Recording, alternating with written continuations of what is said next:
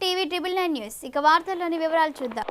భద్రాద్రి కొత్తగూడెం జిల్లా ఇల్లందు సింగరేణి కాంట్రాక్టు కార్మికుల సమస్యలు పరిష్కరించాలని కోరుతూ ఈ రోజు ప్రగతిశీల Singareni contract workers union Yellandu branch committee ఆధ్వర్యంలో స్థానిక జేకే సివిల్ విభాగంలో కార్మికులు సంతకాలతో కూడిన వినతి పత్రాన్ని డిపార్ట్మెంట్ అధికారికంగా చేశారు.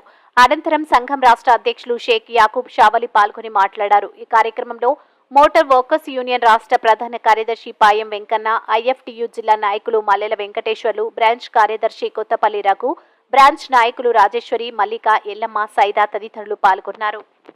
కార్మికుల జీతాలను పెరగలేదు. 7 సంవత్సరాల నుంచి పెంచాలి. సింగరేణిలో కాంట్రాక్ట్ కార్మికుల జీతాలను రద్దు చేయాలి. సింగరేణిలో పెనాల్టీలను, డ్యూటీకి రాకపోతే ఆబ్సెంట్ను వేయాలి. డ్యూటీకి రాకపోతే ఆబ్సెంట్ను, పెనాల్టీలను, జీతం ముందు స్లిప్పులను, నెలలో మొదటి వారం జీతాలను ఏమైనా 7 సంవత్సరాలుగా వేతనాలు పెరగలేదు. ఈ 7 సంవత్సరాల కాలంలో నిత్యావసర వస్తువుల ధరలు ఆకాశాన్ని అంటాయి. మరి అలా ఈ పెరుగుతున్నటువంటి ధరలకు అనుగుణంగా సింగరేణిలో కాంట్రాక్ట్ కార్మికుల వేతనాలు మాత్రం 1 ఇంచు కూడా ముందుకు జరగలేనటువంటి పరిస్థితి ఉంది.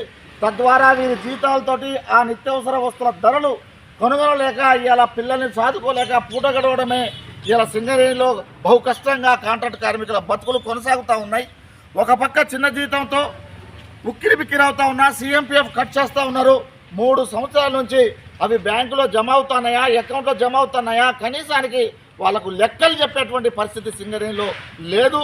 ఇలా డ్యూటీకి రాకపోతే ఎక్కడైనా ఆబ్సెంట్ ఇస్తారు, మస్టర్ ఇయరు, నో వర్క్, నో పే.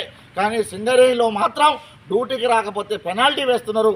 ఇవాళ రాకపోతే 520, రేపు రాకపోతే 1040, ఎల్లుండి రాకపోతే 1560 రూపాయలు ఇవాళ ముక్కుబిండి మాత్రం వాళ్ళు వసూలు చేస్తూ ఉన్నారు. ఇవాళ కాంట్రాక్ట్ కార్మికుల జీతాలకు సంబంధించినట్టు కానీ ఇది సింగరేణి సంస్థ. ఈ సింగరేణి సంస్థలో కోట్ల రూపాయల లాభాలు వస్తూ ఉన్నాయి. ఈ లాభాలు వచ్చిన సంస్థలో పనిచేస్తున్నటువంటి కాంట్రాక్ట్ కార్మికులకు కార్మిక చట్టాలు అమలు జరగట్లేదు. సుప్రీంకోర్టు తీర్పిచ్చింది సమాన పనికి సమాన వేతనం ఇవ్వాలని. ఇవాళ ఏ తీర్పిచ్చినా, ఏ హుకుం వచ్చినా సింగరేణిలో మాత్రం అది అధికారులకే మాత్రమే వర్తిస్తుంది. ఎందుకంటే అధికారులకి పర్మనెంట్ కార్మికులకు ఓట్లు ఉన్నాయి కాబట్టి ఇలా వాళ్ళకు పనిచేస్తూ ఉన్నారు, వాళ్ళకు కార్మిక చట్టాలు వర్తిస్తూ ఉన్నాయి.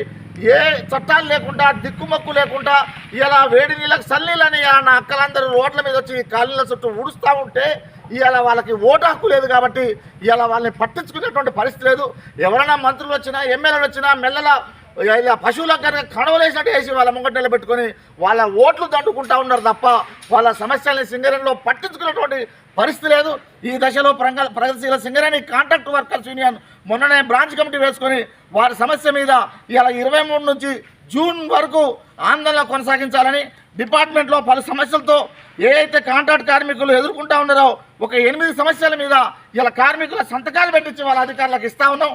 తక్షణమే సింగరేణి అధికారులు ఈ సమస్యలు పరిష్కరించకపోతే పెద్ద ఎత్తున సింగరేణిలో కలిసి వచ్చే కార్మిక సంఘాలు అందరినీ కలుపుకొని పెద్ద ఎత్తున ఆందోళన చేస్తామని ఈ సందర్భంగా హెచ్చరిస్తా ఉన్నాం. హాయ్ అండి, అందరికీ నమస్కారం. నేను మీ జబర్దస్త్ రాజమౌళి.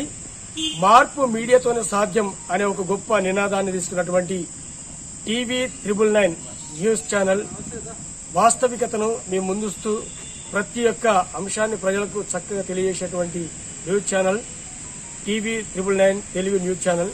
ప్రతి ఒక్కరూ ఈ యొక్క అంశాలను, ఇందులో వచ్చేటువంటి విషయాలను లైక్ చేయండి, షేర్ చేయండి, సబ్స్క్రైబ్ చేయండి. వార్తలు ఇంతటితో సమాప్తం. మళ్ళీ తిరిగి ప్రసారం అయ్యే టీవీ 999 న్యూస్లో కలుద్దాం. అంతవరకు సెలవు.